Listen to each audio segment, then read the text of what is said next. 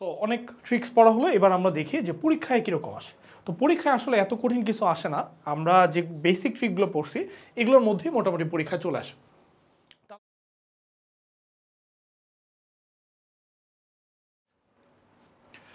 আসসালামু আলাইকুম এভরিওয়ান, সবাইকে বিসিএস স্পিড পয়েন্টের পক্ষ থেকে স্বাগত। আজকে আমাদের মেন্টাল অ্যাবিলিটির ক্লাস নাম্বার হচ্ছে 4 এবং আজকের ক্লাসে আমরা মূলত যেগুলো পড়বো সেটা হচ্ছে স্থানাঙ্ক ব্যবস্থা, বিভিন্ন চিত্র গণনা করা, যেমন ত্রিভুজ কাউন্টিং, চতুর্ভুজ কাউন্টিং, যেগুলো আমাদের পরীক্ষায় মোটামুটি আসে। এবং এই রিলেটেড যত ট্রিক্স শেখা যায় আসলে, বা ইন্টারনেটে যতগুলো ট্রিক্স পাওয়া যায়, আমি চেষ্টা করব সবই আপনাদেরকে শেখাতে। সো প্রথমে আসি, আমরা একটু দেখে নিই যে আজকের ক্লাসে মূলত আমরা কী কী জিনিস শিখবো। সো ফার্স্ট আমরা একটু দেখি যে আমরা হচ্ছে দূরত্ব রিলেটেড জিনিসগুলো দেখব। এরপরে হচ্ছে আমরা চক্রাকার অবস্থান, কেউ কেউ ডানে বসলে কী হয়, বামে বসলে কী হয়, এই পজিশনগুলো দেখব। এবং পরবর্তীতে আমরা হচ্ছে ধারা রিলেটেড কিছু কোয়েশ্চেন হচ্ছে দেখব। সো ফার্স্টেই আমরা স্থানাঙ্ক ব্যবস্থা করার আগে আমাদের কী ধরনের কোয়েশ্চেন আসে এটা একটু জেনে নিই, ঠিক আছে? সো আমরা ধরেন আপনার কোয়েশ্চেনে আপনার যাই আসুক, আমরা কি করব, প্রথমেই আমরা হচ্ছে এরকম একটা ডিরেকশন এঁকে ফেলবো যে নর্থ সাউথ ইস্ট ওয়েস্ট, ঠিক আছে? সো এই ডিরেকশনটাই আমাদের বারবার প্রশ্নে যেভাবেই আসুক, আমাদের এই ডিরেকশনটা আমরা প্রশ্ন দেখার সাথে সাথে এঁকে ফেলবো। তারপর প্রশ্ন যেভাবে বলবে সেইভাবে আমরা ডিরেকশনে ততটুকু ডিস্টেন্স যাবো। সো আমরা একটু দেখি প্রশ্নগুলো কীভাবে আসে।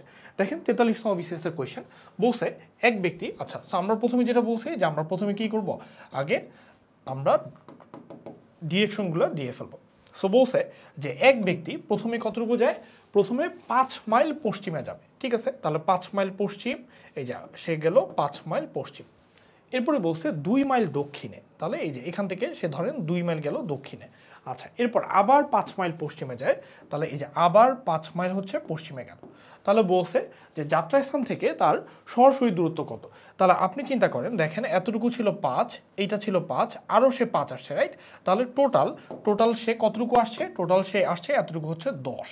আমি যদি বলি এটা হচ্ছে 10, আর এইখানে সে কতটুকু আসছিল, এখানে আসছিল হচ্ছে 2। সো আমি যদি কানেক্ট করে দিই, এটাকে কানেক্ট করে দিই, দেখেন এই যে সমকোণী ত্রিভুজের যে অতিভুজটা, এই অতিভুজের যে দূরত্ব সেটাই হবে যাত্রাস্থান থেকে তার সরাসরি দূরত্ব।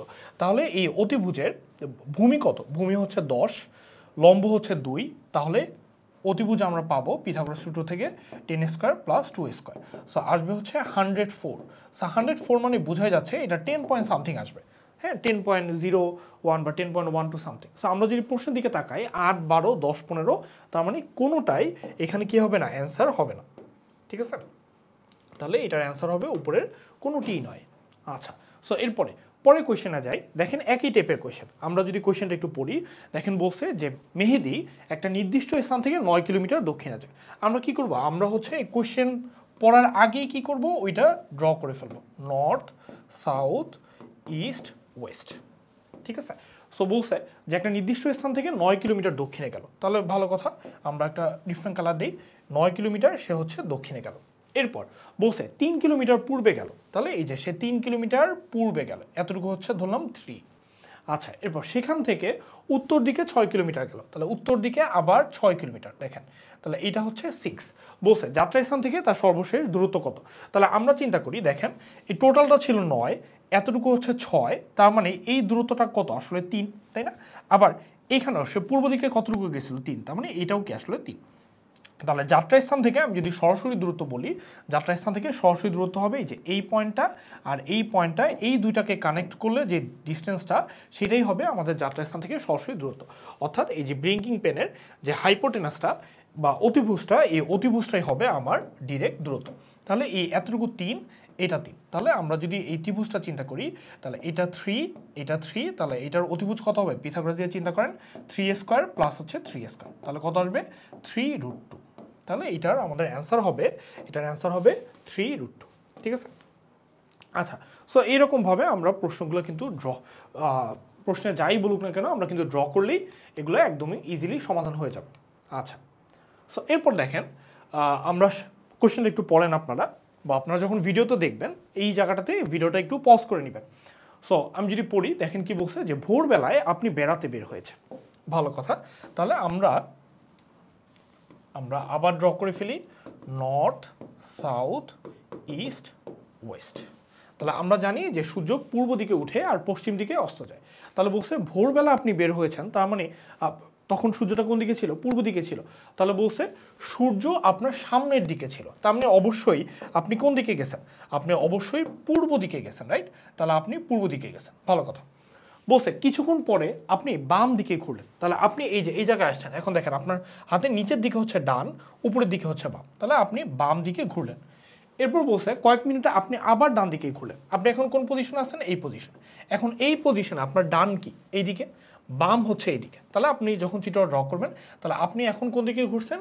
এরপর আপনি ডান দিকে ঘুরলেন, এই যে ডান দিকে ঘুরলেন, তার মানে আপনার ডিরেকশনটা এখন এইদিকে। তাহলে আপনার ডিরেকশন আর সূর্যের পূর্ব দিকের ডিরেকশন, আপনি প্রথমেই কিন্তু পূর্ব দিকে গেছিলেন। তো এখন বলছে যে আপনার মুখ তাহলে কোন দিকে হবে? তাহলে আপনার মুখ থাকবে হচ্ছে সূর্য যেই দিকে উঠছিল, অর্থাৎ পূর্ব দিকে। ঠিক আছে? সো ঘুরায় পেঁচায় কোয়েশ্চেনগুলো কিন্তু মোটামুটি সেম। সো পরের কোয়েশ্চেনটা, আচ্ছা এটা আর না করি, হ্যাঁ, এটা আপনাদের প্র্যাকটিস প্রবলেম হিসাবে থাকলো। পরেরটা দেখি, পরেরটা 28 BCS আসছে। সো আপনারা প্রশ্নটা একটু পড়েন, দেখেন কি বলছে যে 2 men starting at the same point walk in opposite directions for 4 meters. Okay, so আমরা যদি কোয়েশ্চেনটা একটু ড্র করে ফেলি, ধরলাম এটা আমি ড্র করলাম। আচ্ছা, তাহলে অপোজিট ডিরেকশনে ধরলাম এই জায়গা থেকে ওরা শুরু করছে, এটা হচ্ছে 0 বা অরিজিন থেকে তারা বলছে যে walk in the opposite direction for 4 metre. তাহলে দুইজন উল্টা দিকে, দুই দিকে 4 মিটার গেছে, ভালো কথা, এটা 4। এরপর বলছে টার্ন লেফট, তার মানে দুইজনেই বাম দিকে ঘুরছে। তাহলে এখন দেখেন যে সামনের দিকে গেছে তার ডান হচ্ছে নিচে, বাম হচ্ছে উপরে, তাহলে সে টার্ন লেফট এবং হচ্ছে সে 3 মিটার গেল। আবার যে এই দিকে আসছে, দেখেন এবার আমি উল্টা দিক থেকে, যে এই দিক থেকে আসছে তার ডান হচ্ছে উপরে, বাম হচ্ছে নিচে, তাহলে সে যে বাম দিকে ঘুরলো তাহলে তার 3 মিটার হবে নিচে। ঠিক আছে? তাহলে আমাদেরকে প্রশ্নে কি বলছে যে ওয়াক অ্যানাদার 3 মিটার, দুইজনে অ্যানাদার 3 মিটার গেছে, what is the distance between them? তাহলে আমরা যদি তাদেরকে একটা ডিরেক্ট পয়েন্ট দিয়ে কানেক্ট করি, তাহলে আমাদেরকে প্রশ্নে চাইছে এই জায়গা থেকে এই ডিস্টেন্সটা কত, তাহলে আমাদের তাহলে এই ডিস্টেন্সটা কত হবে? দেখেন আমরা যদি এভাবে চিন্তা করি, দেখেন এইটা এই যে 0 থেকে এটা 4 3, তাহলে এটা পিথাগোরাস দিয়ে করলে এটা হবে 5। সিমিলারলি এটা 4 এটা 3, তার মানে পিথাগোরাস দিয়ে আমি এটাকে কানেক্ট করলে এটা কত হবে? 5। তাহলে টোটাল ডিস্টেন্সটা কত হবে? 5 আর 5 যোগ করলে এই ডিস্টেন্সটা হবে 10 মিটার। ঠিক আছে? তাহলে তাদের তাদের ফাইনাল যে দুইটা পজিশন তাদের মধ্যকার দূরত্ব হচ্ছে 10 মিটার। ঠিক আছে? সো এই ছিল মোটামুটি আমাদের দূরত্ব রিলেটেড কোয়েশ্চেনগুলো, যেগুলো বিসিএস পরীক্ষা আসছে। এগুলো মোটামুটি সলভ করলেই হবে, এই কোয়েশ্চেনগুলো মোটামুটি সবাই পারে। সো এরপরে আমরা দেখি যে সরল বা চক্রাকার গঠিত যে চক্রাকার পজিশনে যদি থাকে, তাহলে এই ধরনের প্রবলেমগুলো আমরা কিভাবে সলভ করব। এগুলো খুবই ইজি কোয়েশ্চেন, এগুলো আপনারা জাস্ট বাসায় একটু দেখলেই হবে। আচ্ছা, সো আমরা একটু দেখে বলছে 4 জন মেয়ে খেলা দেখার জন্য বসে আছে। আচ্ছা, মিমের বামে রিমা, তাহলে আমি একটু দেখি যে তাদের নামগুলো।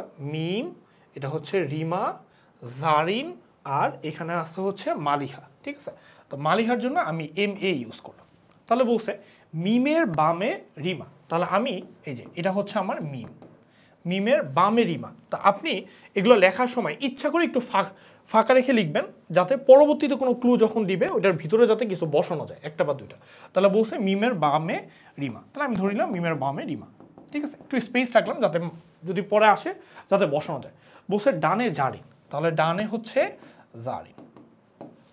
এরপর বলছে মিম এবং জারিনের মাঝে কে বসে আছে? মালিহা বসে আছে। তাহলে এই যে এইখানে বসলো মালিহা। ঠিক আছে? জাস্ট শর্টকাটে আপনি লিখবেন, আমি জাস্ট বোঝানোর জন্য লিখলাম পুরোটা। তাহলে বলছে কে বাম দিক থেকে দ্বিতীয়, তাহলে এই বাম দিক থেকে দ্বিতীয় কে? বাম দিক থেকে দ্বিতীয় হচ্ছে মি। ঠিক আছে? তাহলে আমাদের অ্যান্সার কে হবে? অ্যান্সার হবে হচ্ছে এখানে বাম দিক থেকে দ্বিতীয় হচ্ছে মি। ঠিক আছে? আচ্ছা, সো এরপরে আমরা আবার এরপরে কোয়েশ্চেনটা আমরা একটু দেখি। এখানে বলছে যে সালেহা একটা বালিকা শ্রেণীর যে কোনো প্রান্ত থেকে একাদশ স্থানে আছে। সো এটা বোঝার জন্য আমি ধরেন এইভাবে নিলাম যে 1 2 3 4 5। তাহলে আমি যদি বলি যে 3 যে সে কি যে কোনো প্রান্ত থেকে তৃতীয় অবস্থানে আছে, আপনি ডান দিক থেকে বলেন আর বাম দিক থেকে বলেন, সে কিন্তু যে কোনো প্রান্ত থেকে তৃতীয় অবস্থান আছে। তাহলে আমি যদি বলি যে এই ধরেন এই কোয়েশ্চেনটাই, এই সালেহার কোয়েশ্চেনটা আমি বললাম যে সালেহা এরকম একটা একই রোতে বসে আছে এবং যে কোনো প্রান্ত থেকে সে তৃতীয় অবস্থানে আছে। তাহলে আপনি কিভাবে এইটা বের করতেন? দেখেন খুবই সিম্পল, যে 3 × 2 - 1, তাহলে এটা হবে 5। বা আপনি এভাবে চিন্তা করতে পারেন, ও হচ্ছে মাঝে, ওর যেহেতু যে কোনো প্রান্ত থেকে তৃতীয় অবস্থানে আছে, তাহলে ও তৃতীয়, এই পাশে 2 জন আছে, এই পাশে 2 জন আছে, তাহলে 2 2 4 আর 1 5। তাহলে এই কোয়েশ্চেনটা আমরা যদি দেখি, সে একাদশ অবস্থানে আছে, তার মানে সে 11 নম্বর পজিশনে। তার মানে এর আগে তার ডানে 10 জন আছে, বামে 10 জন আছে। তাহলে এখানে তার ডানে 10 জন, বামে 10 জন, তাহলে 10 1 + 10, তাহলে কত আসবে? 21। বা আপনি এইভাবে চিন্তা করতে পারেন, 11 × 2 - 1। যেভাবেই করেন না কেন আমাদের ডিজার্ট রেজাল্ট কিন্তু চলে আসবে। ঠিক আছে? আচ্ছা, সো এই কোয়েশ্চেনটাও হচ্ছে একই টাইপের কোয়েশ্চেন, আমরা একটু করব, এটা আপনাদের প্র্যাকটিস প্রবলেম হিসাবেই রাখলাম। হ্যাঁ, সব আমি যদি করে দিই তাহলে কীভাবে হবে এটা একটু দেখি। দেখেন কি বলছে, যে সরলরৈখিক এবং চক্রাকার অবস্থান এবং ক্রম নির্ণয়। সো আপনারা একটু ভিডিওটা পজ করে আগে কোয়েশ্চেনটা প্রথমে পড়বেন। সো আমি একটু দেখি যে 5 জন ব্যক্তি তোমার দিকে মুখ করে একটি সারিতে বসে আছে। তাহলে 5 জন ব্যক্তি ধরে নিলাম, এই যে এইটা হচ্ছে আমাদের ওই সারিটা। হ্যাঁ, এই সারিতে 5 জন বসবে, 1 2 3 4 5। আচ্ছা, আর আমি কোথায় আছি? আমি আছি এইখানে, আমি আছি এইখানে। তাহলে বলছে 5 জন ব্যক্তি তোমার দিকে মুখ করে একটি সারিতে বসে আছে, ডি সি এর বাঁ পাশে। আচ্ছা, তাহলে ডি, এই যে আমি লিখলাম ডি, কার বাঁ পাশে? সি এর বাঁ পাশে। তাহলে এই যে লিখলাম সি, ওই যে বললাম ইচ্ছা করে ফাঁকা রাখবেন যাতে ডানে বাঁয়ে কারো বসানো যায়। এরপর বলছে বি বসে আছে ই এর ডান দিকে। আচ্ছা, তাহলে বি বসে আছে, দেখেন এখন বি বসে আছে ই এর ডান দিকে, তার মানে এই জিনিসটা এরকমও হইতে পারে, এই পাশেও জিনিসটা হইতে পারে, অথবা আমরা এইভাবে লিখতে পারি যে বি বসে আছে ই এর ডান দিকে, অথবা এইভাবে হতে পারে, তাই না? যদি আপনার ওই পাশে থাকে তাহলে বিই হবে, আর এদিকে যদি থাকে তাহলে এরকম হবে। তাহলে বি বসে আছে ই এর ডান দিকে। ঠিক আছে? আচ্ছা, এটা ইয়ে হয়েছে, বি বসে আছে ই এর ডান দিকে, ইবি হবে দুইটাই। আচ্ছা, সো এখন কোন পজিশনটা সত্য এটা আমরা পরের ক্লুতে পাবো। তারপর বলছে এ বসে আছে সি এর ডান দিকে। তাহলে এ বসে আছে সি এর ডান দিকে, তাহলে এটা এদিকেও থাকতে পারে, অথবা ধরেন এটার মাঝেও থাকতে পারে, অথবা সি এর ডান দিকে। আচ্ছা, তার মানে ডেফিনেটলি এই দিকে হবে, তাই না? এ বসে আছে সি এর ডান দিকে। আচ্ছা, এরপর বলছে বি বসে আছে ডি এর বাঁ দিকে। বি বসে আছে, আমরা এটা যদি একটু খেয়াল করি, বলছে বি বসে আছে ডি এর বাঁ দিকে। তাহলে বি কোথায়? বি ছিল এখানে, এই যে বি হচ্ছে আমার, বি হচ্ছে কোনটা? বি হচ্ছে এটা। তাহলে বি বসে আছে ডি এর বাঁ দিকে, তার মানে আমরা যে ইবি পজিশনটা চিন্তা করছিলাম এটা কিন্তু এই দিকে হবে, নট ওই দিকে। তাহলে আমরা এটা একটু মুছে ফেলি, এইটা মুছে ফেলি, আমাদের এটা হবে না। তাহলে এই পজিশনটা কারেক্ট, তাই না? তাহলে বি বসে আছে ডি এর বাঁ দিকে। তাহলে এখন আমরা ওই যে এর পজিশনটা একটু কারেক্ট করি, বলছে এ বসে আছে সি এর ডান দিকে। তাহলে এ বসে আছে কোথায়? এখানে। তাহলে এই তো মোটামুটি সবগুলো কন্ডিশনে স্যাটিসফাই করো। তাহলে আমি একটু লিখে ফেলি, ফার্স্টে আসবে ই বি ডি সি এ। তাহলে আমাদের প্রশ্ন কি বলছে, যে ই যে কোনো দিক থেকে সবার শেষে অবস্থান করে। তাহলে দেখেন এই যে ই যে কোনো দিক থেকে সবার শেষে অবস্থান করছে। তাহলে বলছে যে মাঝখানে কে থাকবে? দেখেন এই যে আমি লিখে ফেলছি, তাহলে মাঝখানে কে থাকবে? মাঝখানে থাকবে হচ্ছে ডি। ঠিক আছে? তাহলে মাঝখানে থাকবে হচ্ছে আমার ডি। তাহলে এটার অ্যান্সার হবে ডি।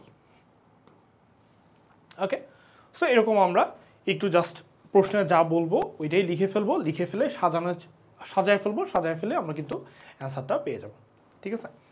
আচ্ছা, পরে ধারাটা একটু দেখি, এটা হচ্ছে আমাদের ধারা। হ্যাঁ, আমরা ম্যাথের ক্ষেত্রেও ধারা করে আসছি, মেন্টাল অ্যাবিলিটিতেও ধারা আসবে। আমরা আগেই বলছি যে মেন্টাল অ্যাবিলিটির একটা বড় পোর্শন কিন্তু ম্যাথ থেকে আসে। ঠিক আছে? ম্যাথ, বাংলা সাহিত্য, ইংরেজি সাহিত্য, ইংলিশ গ্রামার, অনেক কিছু থেকে মেন্টাল অ্যাবিলিটি থেকে কোয়েশ্চেন আসতে পারে। মানে একটা জগা খিচুড়ি টাইপ হচ্ছে আমাদের সিলেবাস। আচ্ছা, সো বলছে complete the syllabus, complete the series. এই সিরিজটা আমাদের কমপ্লিট করতে হবে। সো আমরা যদি একটু সিরিজের প্যাটার্নটা দেখি, দেখেন বলছে এ ক্রস সি ডি, তার মানে কিছু একটা মিসিং আছে। তাহলে আমি লিখলাম এ বি সি ডি। তারপর দেখেন এখানে এই ক্রসের মধ্যে কে ডি, এরপরে কি ই এফ মিসিং, তাই না? তাহলে এখানে মিসিং হচ্ছে ই এফ। তাহলে ই এফ জি এইচ। তাহলে দেখেন প্রথমটাতে বাদ গেছে একজন, পরেরটাতে বাদ গেছে দুইজন, তার মানে ডেফিনেটলি পরেরটাতে বাদ যাবে কয়জন? 3 জন। তাহলে GHI JKL, তাহলে 3 জন বাদ গেল। তাহলে এই 3 জন বাদ দিয়ে পরের 3 জন কে হবে? LMNOP। তাহলে এই যে এই 4 জন, এগুলো হচ্ছে আমরা বলতে পারি যে পরের যে গ্যাপটা, এই পরের গ্যাপটাতে হবে MNOP। তাহলে এই সিরিজটা কমপ্লিট করতে হলে আমাদের অ্যান্সার হবে এখানে MNOP। ঠিক আছে? সো মোটামুটি এটা গেল বর্ণানুক্রমিক ধারা। সো এই কোশ্চেনটা যদি আপনি একটু দেখেন, এই কোশ্চেনটাতে আপনার অ্যাকচুয়ালি মানে কোনো প্যাটার্ন ফলো করে নাই। হ্যাঁ, আমরা যদি একটু ভালো মতো দেখি যে ও এখানে আসলে রিপ্রেজেন্ট করতেছে হচ্ছে 1। হ্যাঁ, তাহলে ও হচ্ছে 1, T ফর 2, 3, 4, 5, 6, 7, তাহলে পরেরটা হওয়া উচিত হচ্ছে 8। তাহলে 8-এর জন্য আমাদের এইটা হবে হচ্ছে ই। ঠিক আছে? তার মানে আমাদের আমরা যেই 1 2 3 4 যেগুলো আছে এগুলোর ইংরেজির লেটারের ফার্স্ট ওয়ার্ডটা এখানে আসতেছে, ওইভাবে এই সিরিজটা কমপ্লিট হয়েছে। ঠিক আছে? আচ্ছা, সো পরের কোয়েশ্চেনটা আমরা পরে দেখি, এরপরে আমাদের কি আছে। সো এরপরে আমরা মোটামুটি হচ্ছে স্থানাঙ্কর ব্যবস্থা বা সিরিজ রিলেটেড যে প্রবলেমগুলো ছিল এগুলো সলভ করলাম। তো এখন আমরা পড়বো হচ্ছে চিত্র গণনা বা এই ত্রিভুজ গণনা, চতুর্ভুজ গণনা। সো এগুলো আসলে পরীক্ষায় যদি একটু আনকমন চলে আসে, মানে বেটার হচ্ছে আপনার যদি প্রিলিমিনারিতে আসে এবং আপনার হাতে সময় না থাকে, তাহলে বেটার হচ্ছে স্কিপ করা। আর যদি কমন কোনো ফিগার আসে যেগুলো ধরেন কোনো প্যাটার্ন ফলো করে, হ্যাঁ, বা আপনি দেখে মনে হচ্ছে এটা আপনি পারবেন, তাহলে ওই ধরনের প্রবলেমগুলো হচ্ছে আপনার ট্রাই করা উচিত। ঠিক আছে? সো আমরা শুরু করার আগে আমরা একটু দেখি যে কি রিলেটেড কোয়েশ্চেনগুলো আমাদের পরীক্ষায় আসে। আচ্ছা, সো আমরা এই ত্রিভুজ গণনার অনেকগুলো শর্টকাট আছে। সো আমি মোটামুটি আপনাদের অনেকগুলো শর্টকাট আজকে পড়াবো ত্রিভুজের। সো প্রথমে আসি, ধরেন আমরা নর্মালি এরকম একটা ত্রিভুজ নিলাম এবং এটাকে হচ্ছে কানেক্ট করে দিলাম। ধরেন এটা একটা ত্রিভুজ। সো সিম্পলি যদি জিজ্ঞেস করি, আচ্ছা এই এত সহজগুলো নেওয়ার কারণ হচ্ছে পরবর্তীতে আমাদের এই কনসেপ্টগুলাই যখন বড় বড় ত্রিভুজ আসবে তখন এই কনসেপ্টগুলাই আমাদের ইউজ করে বের করাটা সহজ হবে। তাহলে কয়টা ত্রিভুজ আছে? খুবই সিম্পল, দেখেন এইটা একটা ত্রিভুজ আর টোটালটা একটা ত্রিভুজ। সো আমরা বলতে পারি এখানে ত্রিভুজ আছে 2টা, বা আমরা এইভাবে চিন্তা করতে পারি এখানে কয়েকটা আনুভূমিক লাইন আছে। দেখেন এইটা একটা আর হচ্ছে এইটা একটা, তাহলে 1 আর হচ্ছে 2। তাহলে কোনো একটা ত্রিভুজকে যতগুলো আনুভূমিক line including its base line, যতগুলো আনুভূমিক রেখা আছে ঠিক ততগুলো ত্রিভুজ হবে। তাহলে আমরা যদি এই জায়গা থেকে আরও কয়েকটা লাইনে এটাকে ভাগ করি, ধরেন এইভাবে দিলাম, এভাবে দিলাম, এভাবে দিলাম, তাহলে কয়টা রেখা হলো এখন? 1 2 3 4 5। তাহলে কয়টা ত্রিভুজ হলো? এখানে আমাদের 5টা ত্রিভুজ হলো।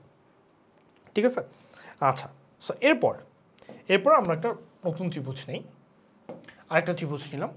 সো এতক্ষণ আমরা হচ্ছে আনুভূমিক রেখা দিয়ে ভাগ করছি, এবার কি করব? আমরা উলম্ব রেখা দিয়ে ভাগ করব। তাহলে চলেন কতগুলো উলম্ব রেখা দিয়ে এটাকে ভাগ করা যাক। নিলাম এইটা। আচ্ছা, সো এটা করার আগেও আরেকবার ওই ছোট করে একটু দেখায় ফেলি যে ধরেন আপনি একটা ত্রিভুজকে এরকম একটা ভার্টিক্যাল লাইন দিয়ে ভাগ করলেন, তাহলে কয়টা ত্রিভুজে ভাগ হবে? খুবই সিম্পল, দেখেন আপনি যখন ছোট হবে তখন কিন্তু খুব সহজে গণনা করতে পারবেন। এটা হচ্ছে 1 নাম্বার, এটা 2 নাম্বার, আর টোটালটা মিলে হবে 3 নাম্বার। তাহলে আমরা এভাবেও কিন্তু এটাকে বলতে পারি যে 1 যোগ 2 যোগ করলে কত হবে? 3।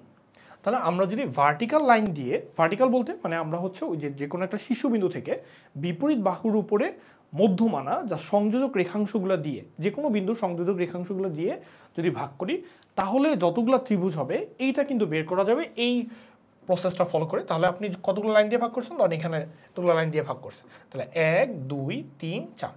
তাহলে আমাদের কতগুলো ত্রিভুজ হবে? আমরা যদি যোগ করে দিই 1 + 2 + 3 + 4, তাহলে 4 আর 3 7 আর 2 9 আর 1 10। তাহলে টোটাল ত্রিভুজ সংখ্যা হলো 10টা। তাহলে এতটুকু বোঝা গেল, এই এতটুকু পর্যন্ত সোজা। মানে আমরা কি করব? এই ছোটোখাটো বেসিকগুলো শিখবো, এরপর এগুলোকে কম্বাইন করে দেখব যে কিভাবে আরও ত্রিভুজ সংখ্যা, মানে কোনো একটা নতুন বা কমপ্লেক্স ফিগার দিলে কিভাবে ত্রিভুজ কাউন্ট করা যায়। ঠিক আছে? আচ্ছা, সো এবার আমরা যদি একটু এইভাবে নিই, ধরুন এই চিত্রটাই আমরা একটু মডিফাই করলাম। তাহলে এখন কি করব? একই সাথে আনুভূমিক রেখা দিয়ে ভাগ করলাম, আবার উলম্ব রেখা দিয়েও ভাগ করলাম। তাহলে দেখেন আনুভূমিক রেখা আমাদের কয়টা আছে? 1 2 3 4। আর উলম্ব রেখা আমাদের কয়টা আছে? দেখেন 1 মানে 1 2 3। সো আমাদের ত্রিভুজ সংখ্যা হবে 1 + 2 + 3, তাই না? তাহলে 3 আর 2 5 আর একে হচ্ছে 6 টোটাল। তাহলে এখানে আমরা যদি উলম্ব রেখাগুলো দিয়ে চিন্তা করি, ভার্টিক্যালগুলো দিয়ে যদি চিন্তা করি, তাহলে আমাদের এই ত্রিভুজ সংখ্যা হবে হচ্ছে 6। আর আনুভূমিক রেখা দিয়ে যদি চিন্তা করি, তাহলে আমাদের ত্রিভুজ সংখ্যা কত হবে? 4। তাহলে টোটাল ত্রিভুজ সংখ্যা কত হবে? টোটাল ত্রিভুজ সংখ্যা হবে এগুলোর গুণফল। কেন? আপনি চিন্তা করেন যে এটার সাথে এই যে দেখেন, আমরা একটা নর্মাল জিনিস দিয়ে ভাগ, এখানে কয়টা ছিল? 5টা। আমি যদি এইভাবে দেই তাহলে 1 আর 2 3, হ্যাঁ, তাহলে 1 + 2 হচ্ছে 3। তাহলে আপনি দেখেন প্রত্যেকটা রেখার জন্য এটা কিন্তু আবার ডিভাইডেড হয়ে গেছে, ঠিক আছে? প্রত্যেকটার জন্য আবার ডিভাইডেড হচ্ছে, নতুন করে ত্রিভুজ তৈরি হয়েছে। তাহলে আমাদের টোটাল ত্রিভুজ সংখ্যা হবে এখানে 6 × 4 অর্থাৎ 24। বুঝা গেল? সো এইভাবে আমরা হচ্ছে কাউন্ট করব। এরপরে আমরা একটু দেখি আরও কি করা যায়।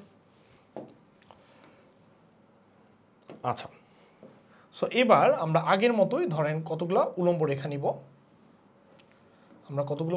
নিব, আচ্ছা, এবার কি করব, ধরেন আমরা হচ্ছে এরকম ফুল ভার্টিক্যাল লাইন না দিয়ে কি করব, যে ধরেন অর্ধেক দিলাম, ধরেন এখানে একটা দিলাম, এই জায়গায় একটা দিলাম, ঠিক আছে, এরকম করে দিলাম।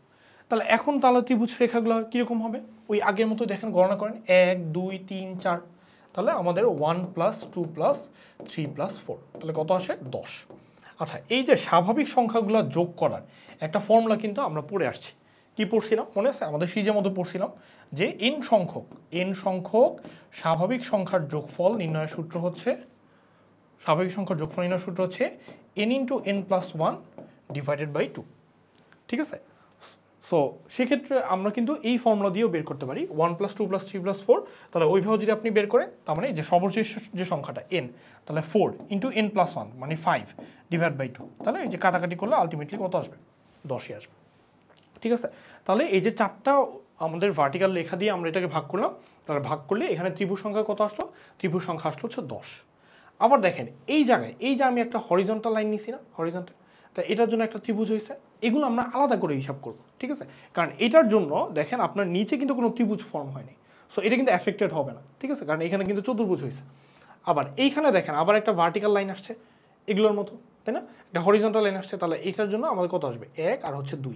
আমরা জানি এই দুইটার এতটুকু পার্টের জন্য আবার কত আসবে? 1 + 2, তাহলে আসে কত? 3। তার মানে আমার টোটাল ত্রিভুজ সংখ্যা হবে 10 যোগ এই 1 11, আর এই এতটুকু পার্টের জন্য, এই যে দেখেন এই পার্টের জন্য আমি যদি এটাকে ডিফারেন্সিয়েট করি একটা আলাদা কালার দিয়ে, এই পার্টটার জন্য আপনি চিন্তা করেন, এই যে আমার একটা ত্রিভুজ, এই ছোট ত্রিভুজের মধ্যে আমার কি একটা ভার্টিক্যাল লাইন দিয়ে ভাগ করা হয়েছে, তাহলে সেটার জন্য আবার কি 1 + 2, তাহলে দুইটা মিলে ত্রিভুজ সংখ্যা হচ্ছে 3। তাহলে 10 + 1 + হচ্ছে 3, তাহলে আমাদের টোটাল ত্রিভুজ সংখ্যা হচ্ছে 14, ঠিক আছে? সো এইভাবে মোটামুটি আমরা এই রিলেটেড ট্রিকগুলো খাটাবো। আচ্ছা, সো পরে দেখি। আচ্ছা, আরও কি করা যায়? আরও হচ্ছে আমরা একটা ত্রিভুজ নিলাম, এরপরে এই ত্রিভুজের মধ্যে ধরেন ছোট্ট আরেকটা ত্রিভুজ নিব, এইভাবে যদি করি, ঠিক আছে? ত্রিভুজের মধ্যে ছোট একটা ত্রিভুজ, তাহলে কয়টা ত্রিভুজ ফর্ম হয়েছে দেখেন? 1 2 3 4। তাহলে এইখানে আমি যদি বলি যে টোটাল আমাদের ত্রিভুজ সংখ্যা কত, তাহলে ভেরি সিম্পল, আমাদের এই একটা ত্রিভুজের মধ্যে আরেকটা ত্রিভুজ আসছে, তাহলে টোটাল 4টা ত্রিভুজ হলো, আর বাইরের ত্রিভুজটা, তার মানে আমাদের টোটাল ত্রিভুজ সংখ্যা হচ্ছে 4 + 1 হচ্ছে 5। তাহলে আমরা সহজে বুঝতে পারলাম যে একটা ত্রিভুজের মধ্যে আরেকটা ত্রিভুজ আসলেই টোটাল 4টা ত্রিভুজ হয়ে যায়। তাহলে আমরা যদি এবার আরেকটু এটাকে কমপ্লেক্স করি, ধরেন এই চিত্রটার মধ্যেই আমরা ত্রিভুজের মধ্যে আরেকটা ত্রিভুজ দেব, ধরেন এই যে এটা এরকম, আবার এখান থেকে আমরা নিলাম এরকম। তাহলে এখন কয়টা ত্রিভুজ হবে আমরা যদি কাউন্ট করি? তাহলে দেখেন এই যে এভাবে চিন্তা করেন কয়টা দাগ, এই যে একটা ত্রিভুজের মধ্যে আরেকটা ত্রিভুজ আসছে 4টা, তাহলে একটা ত্রিভুজের মধ্যে আরেকটা ত্রিভুজ আসছে 4টা, এই ত্রিভুজের মধ্যে আবার আরেকটা ত্রিভুজ আসছে 4টা, আর বাইরে টোটালটার জন্য একটা। তাহলে আমাদের কত আসবে? টোটাল ত্রিভুজ সংখ্যা এখানে হবে হচ্ছে 9। বোঝা গেল? আচ্ছা, সো এবার ধরেন আমরা চিত্রটাকে আরেকটু মডিফাই করি, তাহলে দেখেন কি করা যায়। ধরেন এই যে আবার আগের মতো ত্রিভুজ নিলাম, আমরা জানি একটা ত্রিভুজের মধ্যে আরেকটা ত্রিভুজ আসলে টোটাল ত্রিভুজ হয় হচ্ছে 5টা। সো ধরেন আমরা একটু এটাকে এইভাবে করলাম, কয়টা ত্রিভুজ? 5টা, আমরা কিন্তু জানি। এখন আমরা কি করলাম, এইভাবে এটাকে কানেক্ট করলাম। দেখেন আমরা কিন্তু আস্তে আস্তে কমপ্লেক্সের দিকে যাব, কিন্তু আমাদের বেসিকগুলো থাকবে কিন্তু সহজ। তাহলে আমাদের টোটাল ত্রিভুজ হচ্ছে কয়টা? দেখেন আপনি কিন্তু জানেন না আগের ত্রিভুজ কয়টা ছিল? 5টা, তাই না? মানে 4 যোগ হচ্ছে ওই যে বাইরের বড় ত্রিভুজ 1, 5। আর নতুন করে আর আমরা ওইদিকে হিসাবে যাব না, এখন নতুন করে কয়টা ত্রিভুজ হয়েছে? ভেরি সিম্পল, দেখেন এই একটা ত্রিভুজকে আপনি কি একটা দাগ দিয়ে কয়টা ভাগে ভাগ করছেন? 1, 2। তার মানে এখানে কয়টা করে ত্রিভুজ হয়েছে? 2টা করে। তাহলে 3 দুগুণা 6। তার মানে টোটাল আমার ত্রিভুজ সংখ্যা কত হচ্ছে? 5 আর 6 11। ঠিক আছে? আচ্ছা, সো এটাও যদি বুঝি, আমরা এবার একটু মোটামুটি কমপ্লেক্স ইয়েতে যাব। তাহলে ধরেন এটার মধ্যে আরেকটা ত্রিভুজ নিলাম, এই যে এইটা নিলাম এরকম, এটা নিলাম এইভাবে দিলাম। ঠিক আছে? সো এটার সাথে আরেকটা ডিফারেন্ট লাইন দিয়ে কানেক্ট করি, এইটা এইটা আর হচ্ছে এইটা। আচ্ছা, তাহলে এবার যদি বলি আমাদের টোটাল কয়টা ত্রিভুজ হবে, তাহলে দেখেন চিত্রটা দেখে তো একটু কমপ্লেক্স লাগতেছে, তাই না? বাট হিসাব কিন্তু আগের মতোই সহজ। দেখেন এই আমরা যদি আরেকটা কালার দিই এখানে, ফার্স্টে একটা ত্রিভুজের মধ্যে একটা ত্রিভুজ, তাহলে 4। এটার মধ্যে আবার আরেকটা ত্রিভুজ প্লাস হচ্ছে 4, তাই না? বাইরের জন্য বরাদ্দ আছে হচ্ছে 1, পুরো বড় ত্রিভুজটার জন্য প্লাস। আর হচ্ছে এই যে কয়টা ভাগে ভাগ করছেন? 1 2 1 2 1 2, তাহলে এখানে যোগ হয়েছে 6।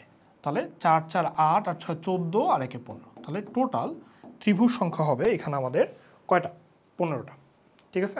এটার সাথে যদি আরেকটু কমপ্লেক্স করার চেষ্টা করি, ধরেন আমরা কি করব, এবারে এগুলোকেও কানেক্ট করে দিব। এই যে ধরেন এই যে এই মাথা থেকে কানেক্ট করে দিলাম, এই মাথা থেকে কানেক্ট করে দিলাম, এই মাথা থেকে কানেক্ট করে দিলাম। ঠিক আছে? তাহলে টোটাল ত্রিভুজ সংখ্যা কত হবে? দেখেন এই 6-এর সাথে আরও 1 6 যোগ হয়ে যাবে, তাই না? তাহলে আমাদের টোটাল ত্রিভুজ সংখ্যা হলো, আমাদের টোটাল যদি আমরা এটাকে চিন্তা করি, তাহলে টোটাল ত্রিভুজ সংখ্যা কত হলো? 4 4 8 8 আর 6 বা এখানে হচ্ছে 12 আর 1 হচ্ছে 21। তাহলে 8 12 আর হচ্ছে 1, তাহলে টোটাল ত্রিভুজ সংখ্যা আমরা পেলাম হচ্ছে কতগুলা? 21টা। ঠিক আছে? সো এই মোটামুটি কয়েকটা ট্রিক্স গেল। এরপরে আসেন আরও এরকম ত্রিভুজের যতগুলো ট্রিক্স আছে আমি চেষ্টা করবো আজকে সবই আপনাদেরকে দেখাতে। তারপরে আসেন, তারপর আমরা কি করব? আচ্ছা, এবার ত্রিভুজে নিব, কিন্তু হচ্ছে আমরা চতুর্ভুজ ইউজ করব মোটামুটি। ধরেন আমরা একটা ইয়ে নিলাম, তারপরে এটাকে কানেক্ট করলাম। কিভাবে কানেক্ট করলাম? এটা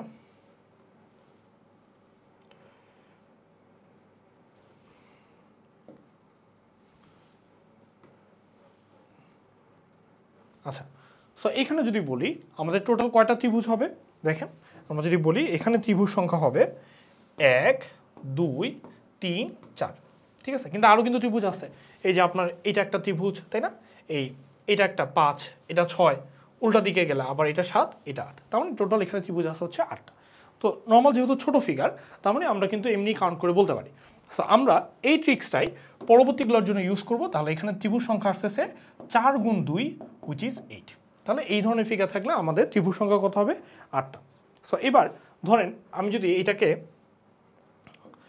আরও বেশি ইয়ে করতাম, হ্যাঁ, এটা ধরেন এই স্কোয়ারটাকে আরও অনেক নিলাম, এভাবে বাড়াইলাম, এভাবে নিলাম, তারপর এভাবে দিলাম, এভাবে দিলাম, তাহলে এখন যদি বলি কয়টা ত্রিভুজ আছে? কঠিন হবে? ওই আগের মতোই আমরা নাম্বারিং করে ফেলবো, 1 2 3 4 5 6 7 8। তাহলে টোটাল ত্রিভুজ আছে কয়টা? এখানে হচ্ছে আমরা দেখতেছি সেকশন আছে হচ্ছে 8টা।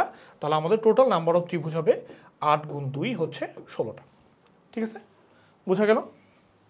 আচ্ছা, এখন আমরা যদি আরেকটু কমপ্লেক্স করি, ধরেন আমরা যদি এখানে স্কোয়ারের মধ্যে আরেকটা স্কোয়ার দিই, ধরেন এখানে যদি আরেকটা স্কোয়ার দিই, হ্যাঁ,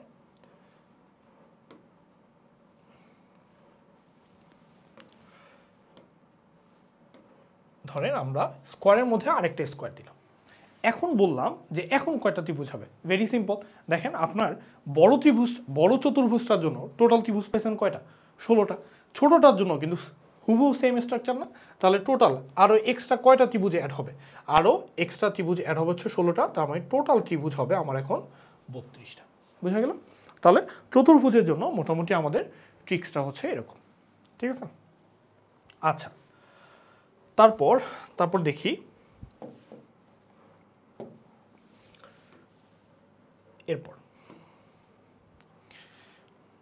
এরপর কিছু জিনিস আমরা হচ্ছে একটু লিখে ফেলবো খাতায়। আচ্ছা দেখেন, কোণ থেকে আপনি মানে আমরা যে মধ্যমা যেটা বলি, মধ্যমার মতো বাহু দিয়ে যদি ভাগ করেন তখন কি হবে? কোণ থেকে বাহুর দিকে যাচ্ছেন, তাহলে আমরা নিব হচ্ছে 2 ভাগে ভাগ করতেছে, তাহলে 2। আবার কোণ থেকে বাহুর দিকে যাচ্ছে, গুণ দিব 2, তাহলে টোটাল ত্রিভুজ হলো 4। আবার ধরেন কোণ থেকে বাহুর দিকে যাচ্ছে, টোটাল ত্রিভুজ হচ্ছে 2, তাহলে টোটাল কত হলো 8। আর এইটার জন্য আমাদের ট্রিক্স হচ্ছে আমরা এখানে মনে রাখবো যে সূত্রের 2 দিয়ে গুণ করব। তাহলে এই দুইটা হচ্ছে সূত্রের, এই দুইটা হচ্ছে সূত্রের। আর এইগুলা কেন আসছে? এগুলো হচ্ছে আমরা কোণ থেকে বাহুর দিকে যাচ্ছি,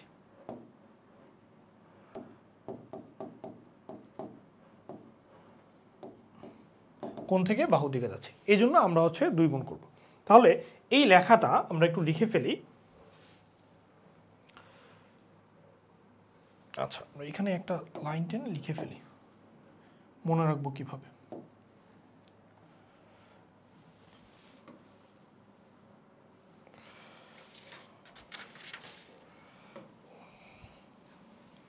তাহলে লিখবো, মনে রাখবো এইভাবে, কোণ থেকে বাহুর দিকে গেলে আমরা কি করব? 2 গুণ। কোণ থেকে বাহুর দিকে গেলে আমরা হচ্ছে 2 গুণ করে দিব, ঠিক আছে? আচ্ছা, এরপর আমরা লিখব কোণ থেকে যদি অর্ধেক বাহুতে যাই, অর্ধেক বাহুতে গেলে তখন হবে 2 যোগ। আর আরেকটা হচ্ছে আমরা কি লিখব? যদি হচ্ছে কোণ থেকে কোণে রেখা দিয়ে যোগ করি,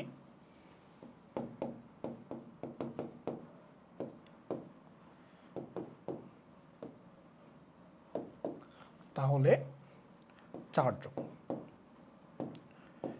ঠিক আছে? সো এই হচ্ছে আমাদের মোটামুটি ট্রিকগুলো, যে আমরা একটু দেখবো যে এগুলো অ্যাপ্লিকেশন কীভাবে হয়। সো কোণ থেকে বাহুতে গেলে আমরা হচ্ছে 2 গুণ করব, কোণ থেকে যদি অর্ধেক বাহুতে যায় তাহলে হচ্ছে আমরা 2 যোগ করব, মানে এক্সট্রা করে আলাদা করে 2 যোগ করব, সূত্রের মধ্যে আসবে না। আর যদি কোণ থেকে কোণে যায়, অর্থাৎ ধরেন আপনার এখান থেকে শুরু করে এই যে এটা একটা কোণ থেকে শুরু করে কোণের মধ্যে গেছে, তখন আমরা হচ্ছে এক্সট্রা করে 4 যোগ করব।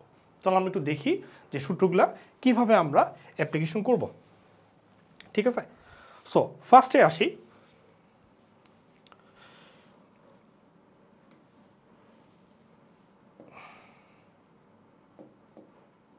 আমরা ত্রিভুজ নেই আগের মতো, সরি,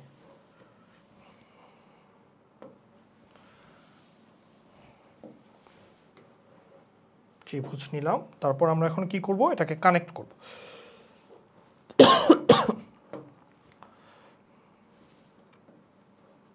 লাইন দিয়ে কানেক্ট করব, ঠিক আছে? আচ্ছা, আমি যদি বলি এখানে কয়টা ত্রিভুজ আছে, মনে আছে নিশ্চয়ই? কিভাবে ভার্টিক্যাল লাইন দিয়ে কিভাবে ভাগ করতো আমরা? 1 যোগ 2, 2 ভাগে ভাগ হয়েছে, তাহলে 1 + 2। আচ্ছা, তারপর ধরেন আমরা এখন কি করব? এই যে কোণ থেকে বাহুতে যাচ্ছে, আর এখানে কোণ থেকে বাহুতে যাচ্ছে। তাহলে এখন আমি যদি বলি যে কিভাবে এটার কয়টা ত্রিভুজ আছে, তাহলে ওই যে দেখেন, কোণ থেকে আপনি কোথায় আসছেন? কোণ থেকে বাহুতে আসছেন।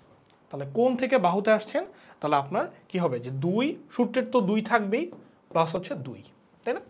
আচ্ছা, এরপর এটা চিন্তা করেন, দেখেন এটা হচ্ছে আপনার কোণ, মানে শীর্ষবিন্দু থেকে আপনি পুরা বাহু মানে বিপরীত বাহু পর্যন্ত যাইতে পারেন নাই, বাহুর অর্ধেক গেছেন। তাহলে অর্ধেক গেলে, এই যে আমরা বলছি অর্ধেক গেলে 2 যোগ হবে।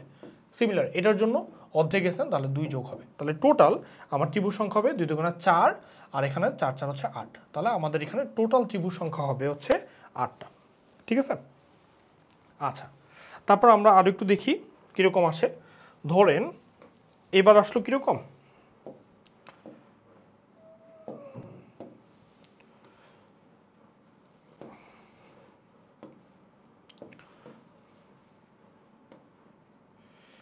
এইভাবে কানেক্ট করলাম, এইভাবে কানেক্ট করলাম, ঠিক আছে, এভাবে কানেক্ট করলাম। এরপর হচ্ছে আমরা কোণ থেকে বাহুতে নিলাম,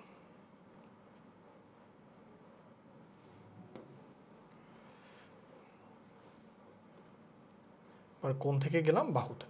তাহলে বলেন তো এবার আমাদের কি হবে দেখেন। সো আমরা যদি একটু চিন্তা করি, প্রথমে এই যে দেখেন এটা আমার শীর্ষবিন্দু, তাহলে শীর্ষবিন্দু অর্থাৎ আমরা বলতে পারি যে কোণ থেকে আমরা একদম দেখেন পুরোপুরি ওই বাহু পর্যন্ত গেছে, তাহলে সূত্রের 2 গুণ প্লাস হচ্ছে এই যে 2। এরপর আবার কোণ থেকে বাহুতে গেছেন, তার মানে আবার 2 গুণ। এরপর দেখেন কোণ থেকে আপনি কোথায় গেছেন, কোণ থেকে বাহুতে অর্ধেক আসছেন, ঠিক আছে, তাহলে এটার জন্য হবে আমার 2 যোগ। তাহলে কতটুকু হলো আমার, এখানে হলো হচ্ছে 8 আর হচ্ছে 2, তাহলে টোটাল আমার ত্রিভুজ সংখ্যা হলো হচ্ছে 10টা, ঠিক আছে। আচ্ছা, সো এবার আচ্ছা ধরেন যদি এই জিনিসটা এরকম না হয়, কীরকম হইতো, এটার আপনি একটু মুছে দিই আমরা, এটাকে ধরেন মুছে দিয়ে, আচ্ছা ধরেন এটাকে আমরা কিভাবে নিব, এইটাকে হচ্ছে এইভাবে নিলাম, তখন বলেন তো তখন কিভাবে হইতো, মানে তখন হচ্ছে আমাদের কাউন্টিংটা কিভাবে হইতো। দেখেন তখন কিন্তু এই যে এগুলো কিন্তু সেমই থাকবে, কোণ থেকে বাহুতে গেছেন 2, কোণ থেকে বাহুতে গেছেন 2, সূত্রের 2, আর কোণ থেকে দেখেন এই যে এটা হচ্ছে আপনার একটা কোণ, এইটা হচ্ছে আরেকটা কোণ, তাই না।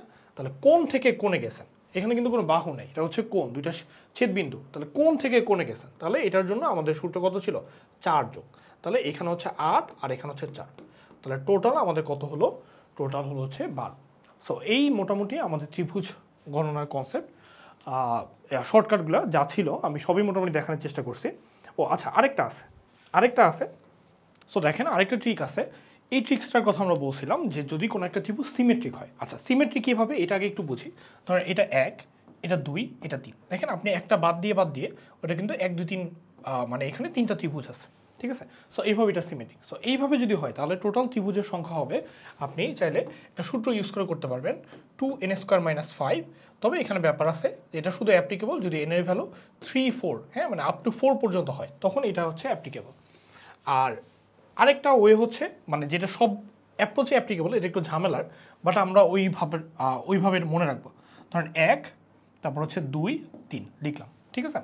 তারপর আমরা কি করব, ওই যে আমরা মেট্রো রেলের ভাড়া বের করছিলাম না আগের ক্লাসে, সো আমরা লিখলাম ধরেন 1-এর আগে আসছে হচ্ছে 0, 0 আর 1 মিলে হয়েছে 1, তাহলে 1 আর 2 যোগ করে, 1 আর 2 যোগ করে আমরা কোনাকুনি যোগ করতেছি, ঠিক আছে। তাহলে 1 আর 2 যোগ করে কত পেলাম, 3, 3 আর 3 যোগ করে কত পেলাম, 6, ঠিক আছে। তাহলে টোটাল ত্রিভুজ সংখ্যা কত হলো, টোটাল ত্রিভুজ সংখ্যা হলো 1 + 3 + 6 উইচ ইজ 10। কিন্তু এখানে কিন্তু শেষ না।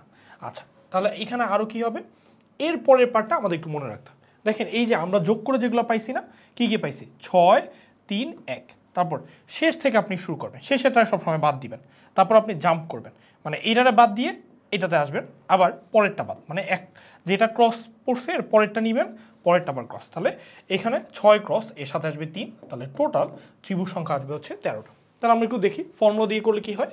তাহলে 2 × n কত, n এর ভ্যালু হচ্ছে 3² - 5, তাহলে আমাদের কত আসে, এখানে হচ্ছে 18 - 5, তাহলে আমাদের ত্রিভুজ সংখ্যা আসবে টোটাল কয়টা, 13টা।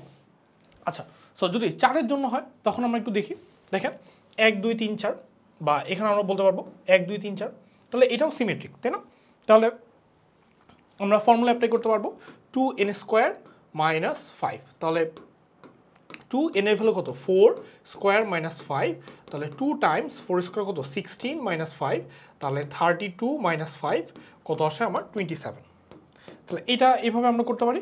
অর আমরা ওই যে প্রসেসটা শিখছি যেটা সবার জন্য অ্যাপ্লিকেবল, তাহলে 1 2 3 4, তারপর আমরা কি করব, 1-এর জন্য 1, 2 আর 1 যোগ করলে 3, 3 আর 3 যোগ করলে 6, 6 আর 4 যোগ করলে হচ্ছে 10, ঠিক আছে। আর আসছে কিভাবে, আসছে হচ্ছে এইভাবে, মানে এই যে আপনার এইভাবে 6 আর 4 যোগ করলে 10। তাহলে এবার আমরা সবগুলো যোগ করি, ঠিক আছে।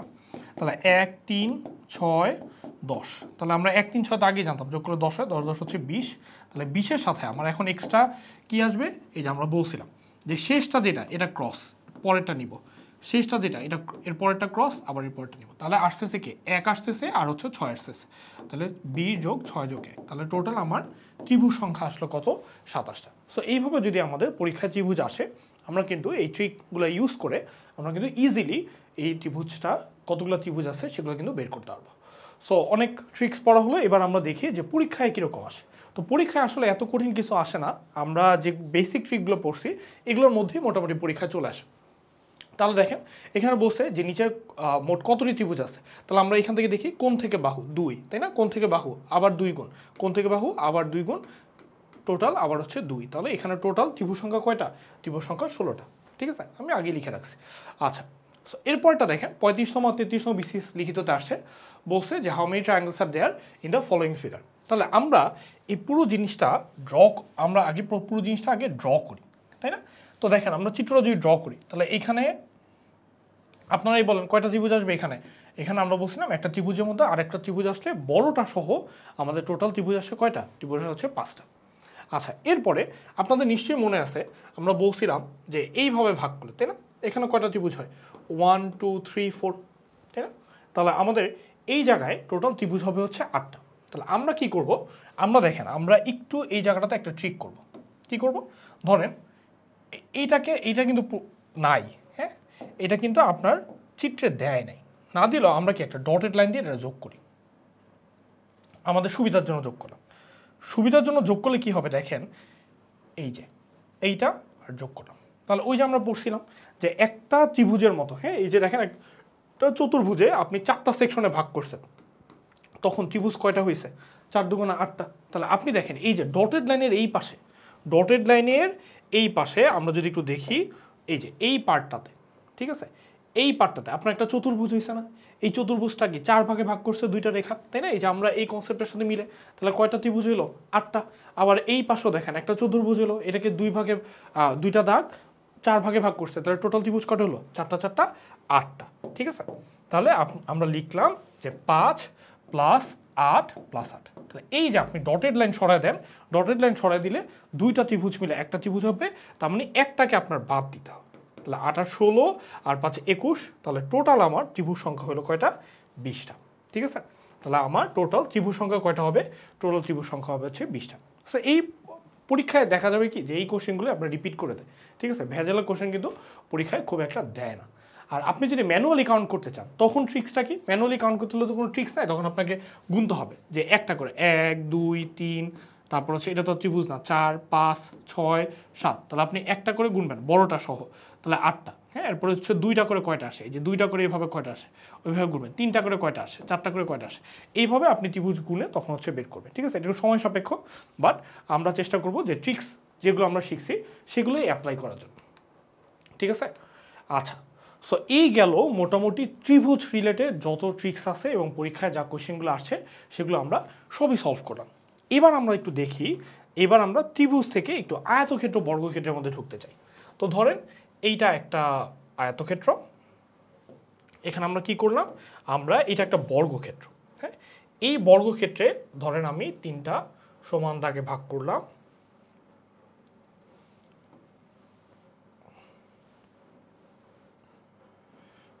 ঠিক আছে। আচ্ছা, সো ধরেন মোটামুটি সমান হয়েছে আর কি, ধরে নিলাম যে এই যে বর্গগুলা যে ফর্ম হয়েছে এই বর্গগুলা সবগুলো সমান, এটা আমরা ধরে নিলাম। তাহলে এই যে এইখানে আমাদের কোয়েশ্চেন হচ্ছে দেখেন এখানে রো কয়টা? রো 3টা, তাই না? আমরা তো রো কলাম বুঝি, ভার্টিক্যালগুলো হচ্ছে উলম্ব যেগুলো সেগুলো হচ্ছে কলাম, আর সোজা যেগুলো মানে উলম্ব কি বলে এটাকে হরিজন্টাল যেগুলো সেগুলো হচ্ছে আমাদের রো। তাহলে এই রো কয়টা, কলাম কয়টা, তাই না? তাহলে রো হচ্ছে 3টা এখানে, আর কলাম হচ্ছে 3টা। ঠিক আছে, তাহলে আমি যদি বলি যে এখানে স্কোয়ার কয়টা আছে, স্কোয়ারের হিসাবটা খুব সহজ, আপনি এরকম করবেন 1 স্কোয়ার প্লাস 2 স্কোয়ার প্লাস হচ্ছে 3 স্কোয়ার, 3টা আপনি দেখবেন এরকম নাম্বারিং করবেন 1 2 3, তাহলে 1 square plus 2 square plus 3 square যোগ করলে যত আসে ততগুলো হচ্ছে আমাদের নাম্বার অফ, এটা হবে নাম্বার অফ স্কোয়ার। কি হবে? Number of square. তাহলে নাম্বার অফ স্কোয়ার হবে 1 square plus 2 square plus 3 square, very simple, তাই না? আচ্ছা, এবার আমি যদি বলি যে নাম্বার অফ কোয়াড্রিল্যাটারাল, বা আমরা যদি বলি এখানে চতুর্ভুজের সংখ্যা, চতুর্ভুজের সংখ্যা। আচ্ছা, দেখেন স্কোয়ার তো আমরা পাইলাম, তাই না? তাহলে আমাদের টোটাল যদি আমরা বলি যে টোটাল চতুর্ভুজ, চতুর্ভুজ বলতে এখানে আমাদের আসতেছে কি, ধরেন এই জিনিসগুলো যদি একদম সোজা হয়, আমরা ধরলাম যে লাইনগুলো সব সোজা, তাহলে এই চতুর্ভুজের মধ্যে দুইটা পার্ট পড়ে যায়। একটা হচ্ছে আমার আসে হচ্ছে বর্গ, আর আরেকটা আসে আয়তক্ষেত্র, তাই না? একটা বর্গ আসে আর হচ্ছে আয়ত আসে। তাহলে আমি যদি বলি যে টোটাল বর্গ সংখ্যা প্লাস হচ্ছে আয়ত সংখ্যা, ঠিক আছে? আমরা প্রথমে কি বের করছি দেখেন, আমরা প্রথম পার্টে বের করছি হচ্ছে বর্গ সংখ্যা কত। তাহলে এই যে নাম্বার অফ স্কোয়ার বা বর্গ বের করছি কিভাবে, 1 square plus 2 square plus 3 square, যতগুলো বর্গ আমরা নাম্বারিং করে পাবো সবগুলো 1 স্কোয়ার 2 স্কোয়ার 3 স্কোয়ার যোগ করলে আমরা বর্গ সংখ্যা পেয়ে যাবো। এবার আমরা বের করতে চাই টোটাল চতুর্ভুজ সংখ্যা, ঠিক আছে? চতুর্ভুজের মধ্যে কি আসছে, অবশ্যই বর্গ আর আয়ত, এছাড়া তো কেউ নাই, তাই না? তাহলে এই বর্গ আর আয়ত সংখ্যা দুইটা যোগফল কত হবে? যোগফল হবে আপনি কিউব দিয়ে যদি করেন, 1 কিউব প্লাস 2 কিউব প্লাস হচ্ছে 3 কিউব। তাহলে আপনি যদি এটাকে কিউব করেন তাহলে পাবেন বর্গ প্লাস আয়ত। তাহলে 1 2 কিউব হচ্ছে 8, 3 কিউব হচ্ছে কত, 27। তাহলে 9 9 27 হচ্ছে 36। তাহলে 36টা হচ্ছে টোটাল বর্গ প্লাস আয়ত, অর্থাৎ টোটাল চতুর্ভুজ সংখ্যা। তাহলে এই 36 থেকে আপনি এখানে দেখেন, এখানে কত পাইছেন, 1 প্লাস 4 প্লাস 9, তাহলে 9 4 13 আর একা হচ্ছে 14। তাহলে 36 থেকে যদি আপনি 14টা বাদ দেন তাহলে আপনি কি পাবেন, পাবেন হচ্ছে আয়ত সংখ্যা। আয়ত সংখ্যা হবে 36 মাইনাস 14 হচ্ছে 22। তাহলে এই 22টা হবে আমাদের আয়ত সংখ্যা, ঠিক আছে? আচ্ছা, সো এটা আমরা পড়লাম যে যদি রো কলাম সেম হয়, হ্যাঁ, মানে এই যে 1 2 3, মানে যেখান থেকে কাউন্ট করেন, এভাবে কাউন্ট করলো 1 2 3, এখান থেকে কাউন্ট করলো 1 2 3, ঠিক আছে? সো এইভাবে যদি হয় তখন মানে আমাদের রো কলাম নাম্বার সেম হলে আমাদের এই ট্রিক খাটবে। আচ্ছা, তাহলে এবার দেখি যদি আমাদের রো কলাম সেম না হয় তখন আমরা কি করব।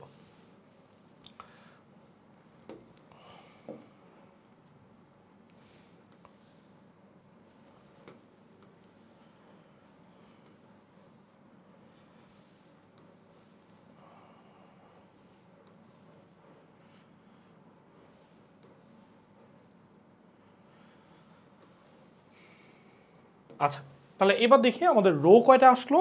রো আসলো হচ্ছে 1 2 3 4। তাহলে আমাদের রো আসলো 1 2 3 4।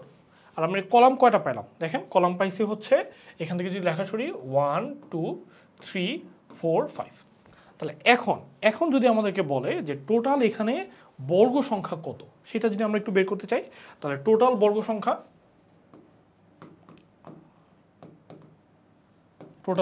তাহলে টোটাল বর্গ সংখ্যা কি হবে আমরা একটু দেখি।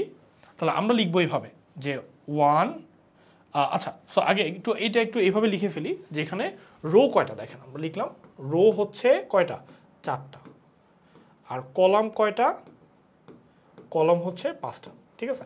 তাহলে 5 গুণ 4, তাহলে আমরা লিখতে পারি এভাবে যে এখানে 4 গুণ 5, তারপর কি করবো, খালি একটা একটা করে কমাবো। তাহলে 3 গুণ হচ্ছে 4, তারপরে এখানে লিখব যে 2 গুণ হচ্ছে 3, তারপরে 1 গুণ হচ্ছে 2, তারপর লিখব হচ্ছে 0 গুণ হচ্ছে 1। সো এইভাবে আমরা হচ্ছে কমাতে থাকবো। তাহলে কমাতে থাকলে এই যে যতগুলো নাম্বার আসছে এগুলো সব হচ্ছে আমরা কি করে দিব, যোগ করে দিব। তাহলে যোগ করলেই পাবো আমাদের টোটাল বর্গ সংখ্যা কত হবে, ঠিক আছে?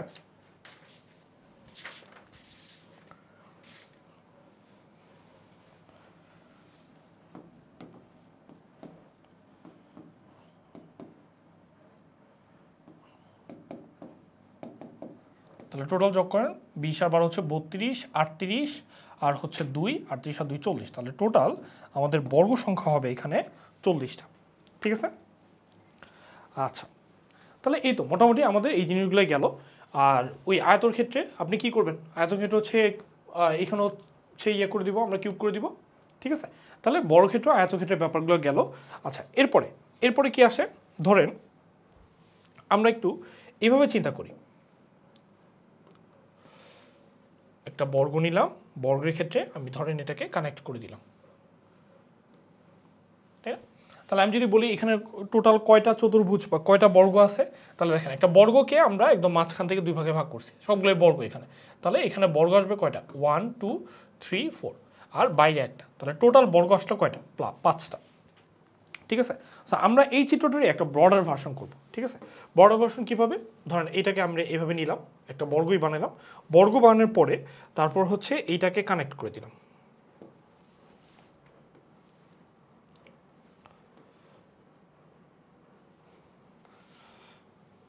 আচ্ছা,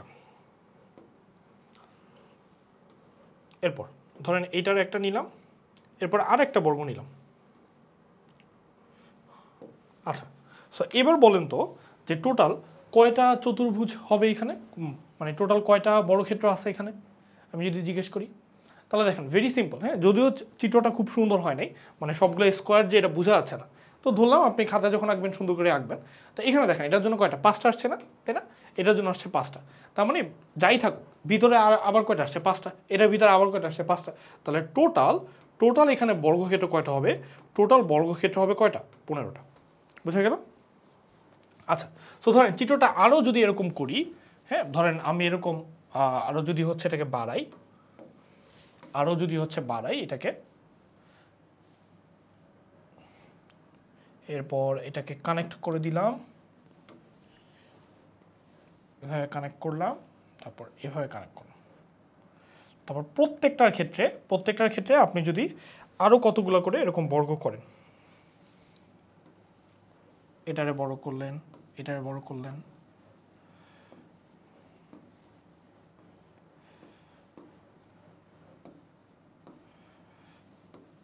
ধরেন এরকম যদি থাকে তখন কি হবে, ঠিক আছে?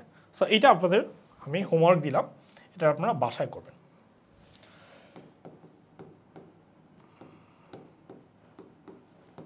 এটা বাসায় করবেন এবং এটা করার পরে আপনারা আমাকে কমেন্টে অ্যান্সার জানাবেন, ঠিক আছে? সো এই ছিল মোটামুটি আমাদের ত্রিভুজ আর চতুর্ভুজ গণনার যতগুলো ট্রিক ছিল আমরা সবই মোটামুটি সলভ করে ফেলছি। আচ্ছা, সো এগুলো তো গেল, আমরা প্রশ্ন সলভ করলাম। এবার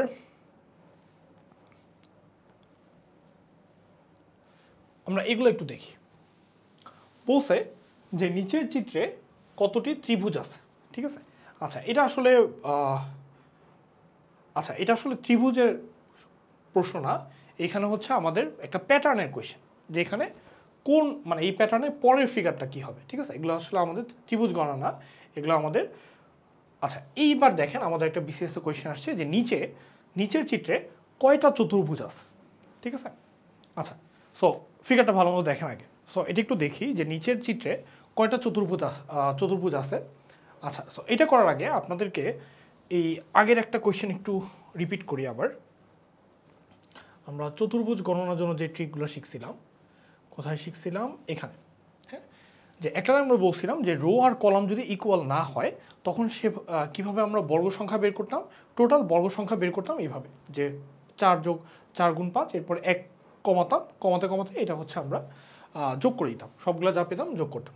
আচ্ছা, সো এইটা এখন আমাদের লাগবে যে টোটাল আয়ত সংখ্যা কীভাবে বের করে, টোটাল চতুর্ভুজ, অর্থাৎ মানে চতুর্ভুজ মানে কি আপনার বর্গ প্লাস হচ্ছে আয়ত, দুইটা মিলে কীভাবে বের করে। সো এটাও সিম্পল, খুব বেশি কঠিন কিছু না। আপনি হচ্ছে রো যতগুলো আছে সবগুলো যোগ করবেন, অর্থাৎ রো কত আছে, 1 + 2 + 3 + 4, এই নাম্বারগুলো যোগ করবেন, গুণ কলাম কতগুলো আছে এগুলো যোগ করবেন, 1 + 2 + 3 + 4 + 5। সো এগুলো যোগ করলে আমরা যেটা পাবো সেটা হচ্ছে টোটাল চতুর্ভুজ সংখ্যা। তাহলে চতুর্ভুজ সংখ্যা থেকে আমরা যদি বর্গ সংখ্যাটাকে বাদ দিয়ে দিই তাহলে আমরা পাবো টোটাল আয়তক্ষেত্রের সংখ্যা। সো এইটা আমাদের ওই কোয়েশ্চেনটার মধ্যে লাগবে, হ্যাঁ, বিসিএসের যে কোয়েশ্চেনটা আসছে। দেখেন এটা মোটামুটি একটু ভেজাইলা কোয়েশ্চেন, এই ধরনের কোয়েশ্চেন আপনি প্র্যাকটিস করতে করতে একদম অ্যান্সার মুখস্থ করে ফেলবেন এরকম টাইপ, ঠিক আছে? সো বলছেন যে নিচের চিত্রে কয়টা চতুর্ভুজ আছে। আপনি যদি দেখেন এখানে দেখেন, এই যে আমরা যদি একটা একটা করে চিন্তা করি, এইটা একটা, ঠিক আছে, বড় একটা, তারপরে এইটার ভিতরে, হ্যাঁ, আমরা কলাম ওয়াইজ যদি চিন্তা করতেছি, ফার্স্টে চিন্তা করতেছি একটা, ঠিক আছে? এরপরে পরের কলাম হচ্ছে এই যে এইটা, পরের কলাম হচ্ছে এইটা। তাহলে এই কলামে রো কয়টা দেখেন, 1 2 3, তাহলে আমার টোটাল চতুর্ভুজ সংখ্যা কত হবে, 1 + 2 + 3, তাই না? আর কলাম কয়টা, কলাম হচ্ছে একটা, তাহলে টোটাল চতুর্ভুজ সংখ্যা হবে আমার এখানে কত, 6 আর হচ্ছে 1, তার মানে 6টা। আচ্ছা, আর এইটার জন্য যদি চিন্তা করেন, এই যে এই পাশটা, এটা যদি আমরা চিন্তা করি তাহলে এখানে রো কয়টা দেখেন, 1 2 3 4 5, তাহলে টোটাল এখানে হচ্ছে রো হচ্ছে 5টা আর কলাম হচ্ছে একটা। তাহলে আমাদের কি হবে, 1 + 2 + 3 + 4 + 5 গুণ হচ্ছে 1। তাহলে আমাদের টোটাল কয়টা আসে 2 আর 3 3 3 6 4 10 আর হচ্ছে 15। তাহলে 15 একটু 1 হচ্ছে 15। তাহলে আমরা টোটাল যেটা পেলাম কলাম ওয়াইজ হিসাব করে আমরা যে টোটাল চতুর্ভুজ সংখ্যা পেলাম সেই চতুর্ভুজ সংখ্যা হচ্ছে 15 6 আর হচ্ছে 1। তাহলে 15 6 21 আর হচ্ছে 1 22। ঠিক আছে, কিন্তু এখানেই শেষ না, আরও আছে। কেন আছে দেখেন, আমরা শুধু কলাম ওয়াইজ চিন্তা করছি, আমরা কিন্তু রো ওয়াইজ এখনও চিন্তা করিনি। ধরেন এটা যদি আমরা দিই তাহলে হচ্ছে এই যে এইখানে এইটা একটা আছে, তাই না, এটা একটা আছে, এটা একটা আছে। সো এইখানে আমরা যদি বলি মানে এই যে এটা ধরেন এ বি, এই দুইটা মিলে একটা হবে। তারপর হচ্ছে আমার এখানে এ বি সি, হ্যাঁ, মানে আমরা কলামের বাইরে গেলে যেটা হবে সেভাবে যদি আপনি কাউন্ট করেন তাহলে আমরা একটা একটা করে আপনি টোটাল পাবেন হচ্ছে 8টা।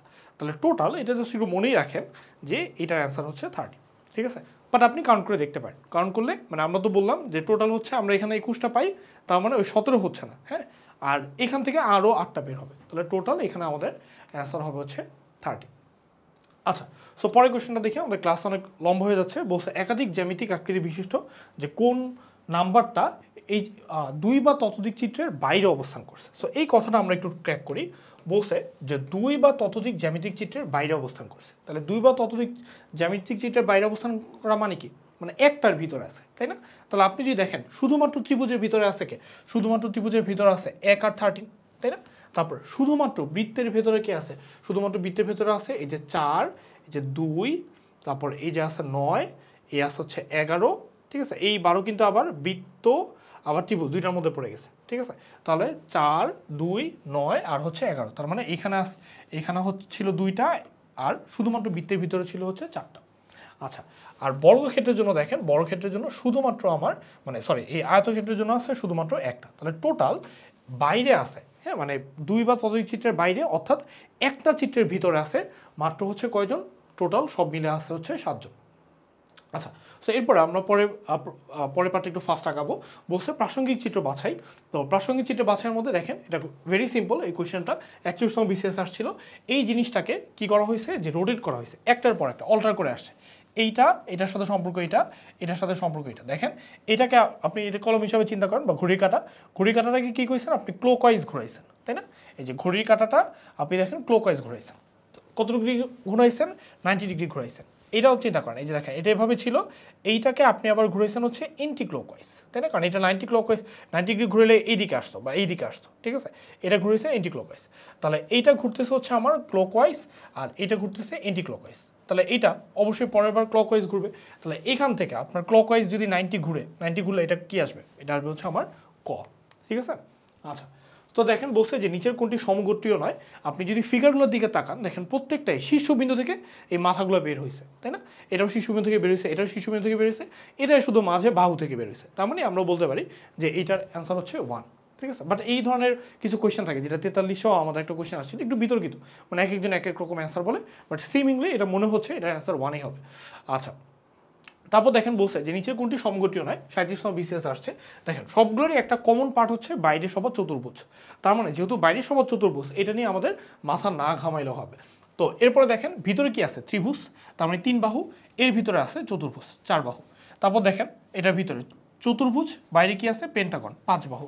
এখানে দেখেন চতুর্ভুজ আর হচ্ছে বাইরে ত্রিভুজ। এখানে দেখেন আমার এখানে আছে পেন্টাগন, বাইরে আছে, এর ভিতরে আছে হচ্ছে আমার হেক্সাগন। তার মানে আমরা যখন দেখতেছি যে ভিতরে যখন ঢুকতেছে তখন কিন্তু 1 বাড়তেছে নর্মালি, তাই না। 3-এর পরে 4 হলো, 4-এর পরে 5 হলো, 5-এর পরে 6 হলো।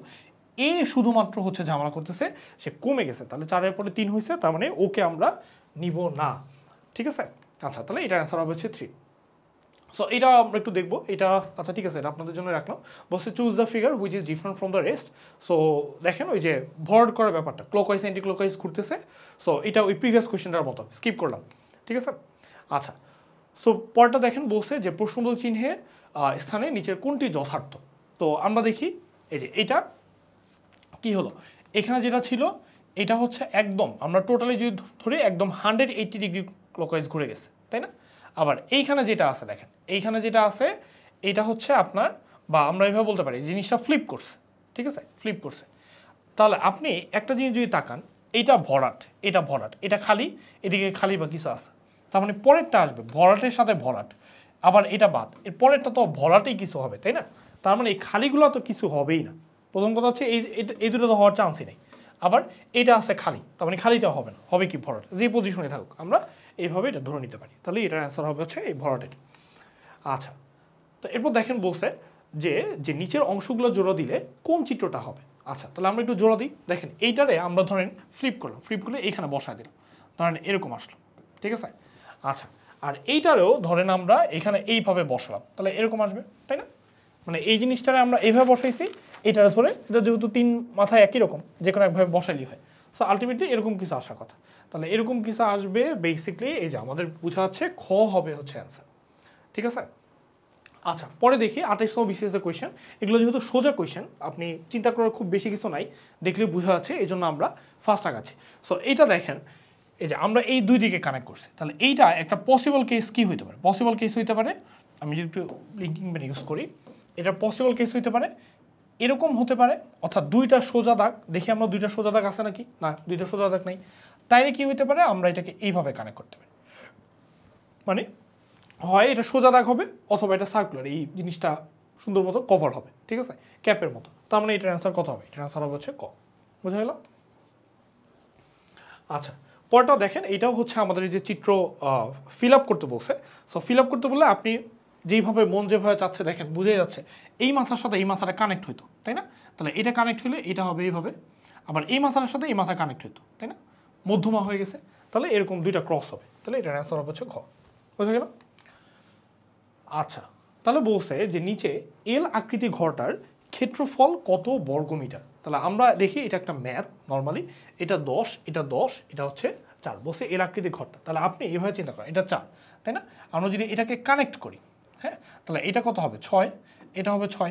তার মানে এটা একটা 10/10 বর্গক্ষেত্র আপনি চিন্তা করতে পারেন। তাহলে 10 স্কোয়ার মাইনাস এই পার্টটা বাদ যাবে, তাহলে 6-এর যে স্কোয়ারটা এটা বাদ যাবে, তাহলে আমাদের এখানে হবে 6 স্কোয়ার। তাহলে 10 স্কোয়ার কত? 100, 100 থেকে 36 বাদ দিলে আমাদের অ্যান্সার হবে হচ্ছে 64, ঠিক আছে।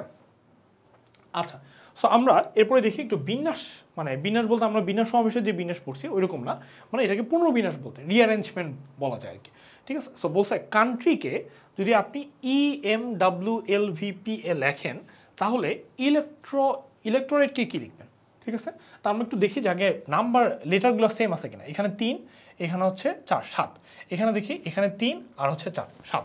তার মানে যেহেতু 7টার জন্য 7টাকেই বোঝাচ্ছে, তার মানে আমরা ধরে নিতে পারি যে এখানে একটা প্যাটার্ন আছে, হ্যাঁ, মানে প্রত্যেকটা লেটার আরেকটা লেটারকে রিপ্রেজেন্ট করতেছে। যদি সমান না থাকতো তখন অন্য কিছু ধরে নেওয়া যেত। তাহলে দেখেন সি এর পরিবর্তে কি আসছে? ই, তাহলে সি এর 2 ঘর পরে CDE, তাই না, 2টা পরে ই, তাহলে আমরা বলতে পারি এটা +2।